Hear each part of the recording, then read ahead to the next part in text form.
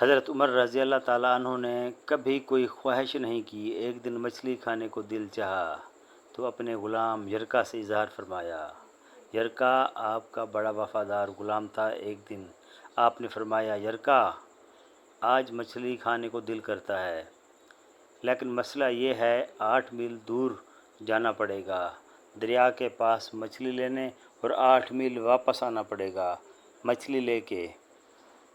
پھر آپ نے فرمایا، رہنے دو، کھاتے ہی نہیں۔ ایک چھوٹی سی خواہش کے لیے اپنے آپ کو اتنی مشقت میں ڈالنا اچھا نہیں لگتا کہ 8 میل جانا اور 8 میل واپس آنا صرف میری مچھلی کے لیے۔ چھوڑو یرکا، اگر قریب سے ملتی تو اور بات تھی۔ غلام کہتا ہے، میں کئی سالوں سے آپ کا خادم تھا، لیکن کبھی آپ نے کوئی خواہش نہیں کی، پر آج بہت خواہش کی ہے تو میں نے دل میں خیال کیا کہ حضرت عمر فاروق رضی اللہ تعالیٰ عنہ نے پہلی مرتبہ خواہش کی ہے اور میں پوری نہ کروں، ایسا کیسے ہو سکتا ہے؟ غلام کہتے ہیں، جناب عمر رضی اللہ تعالیٰ عنہ ظہر کی نماز پڑھنے گئے تو مجھے معلوم تھا ان کے پاس کچھ مہمان آئے ہوئے ہیں، عصر ان کی وہیں ہو جائے گی۔ غلام کہتا ہے کہ میں نے حضرت عمر رضی اللہ تعالیٰ عنہ کے پیچھے نماز پڑھی اور 2 رکعت سنت نماز پڑھ کر میں گھوڑے پر بیٹھا۔ عربی نسل کا گھوڑا تھا، دوڑا کر میں دریا پر پہنچ گیا۔ عربی نسل کے گھوڑے کو 8 میل کیا کہتے۔ وہاں پہنچ کر میں نے ایک ٹوکرا مچھلی کا خریدا اور حضرت عمر رضی اللہ تعالیٰ عنہ کی عصر کی نماز ہونے سے پہلے میں واپس بھی آ گیا، اور گھوڑے کو میں نے ٹھنڈی چھاؤں میں باندھ دیا تاکہ اس کا جو پسینہ آیا ہوا ہے وہ خشک ہو جائے اور کہیں حضرت عمر فاروق رضی اللہ تعالیٰ عنہ دیکھ نہ لیں۔ غلام کہتا ہے کہ گھوڑے کا پسینہ تو خشک ہو گیا، پر پسینے کی وجہ سے گرد و غبار گھوڑے پر جم گیا تھا، جو واضح نظر آ رہا تھا کہ گھوڑا کہیں سفر پہ گیا تھا۔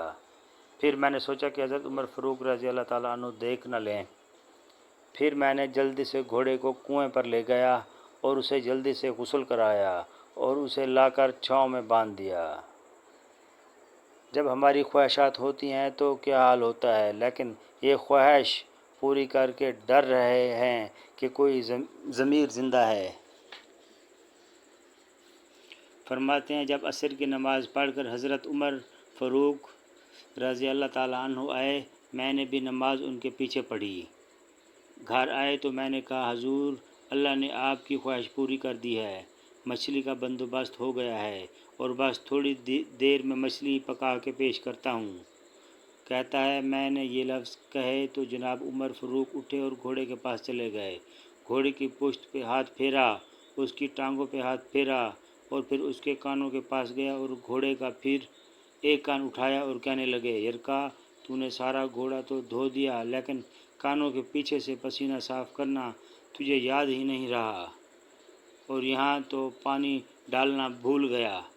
حضرت عمر رضی اللہ تعالیٰ عنہ گھٹنوں کے بل زمین پر بیٹھ گئے اور کہنے لگے، او یار یرکا ادھر آ، تیری وفا میں مجھے کوئی شک نہیں ہے اور میں کوئی زیادہ نیک آدمی بھی نہیں ہوں، کوئی پرہیزگار بھی نہیں ہوں، میں تو دعائیں مانگتا ہوں، اے اللہ میری نیکیاں اور برائیاں برابر کر کے مجھے معاف فرما دے۔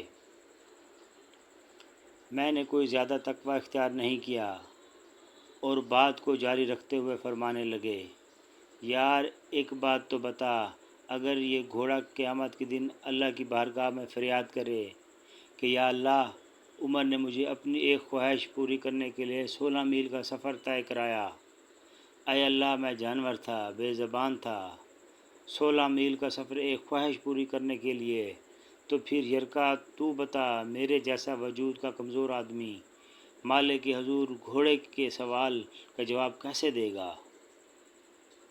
یرکا کہتا ہے، میں اپنے باپ کے فوت ہونے پر اتنا نہیں رویا تھا جتنا آج رویا۔ میں تڑپ اٹھا کہ حضور یہ والی سوچ، یہاں تو لوگ اپنے ملازم کو نیچا دکھا کر اپنا افسر ہونا ظاہر کرتے ہیں۔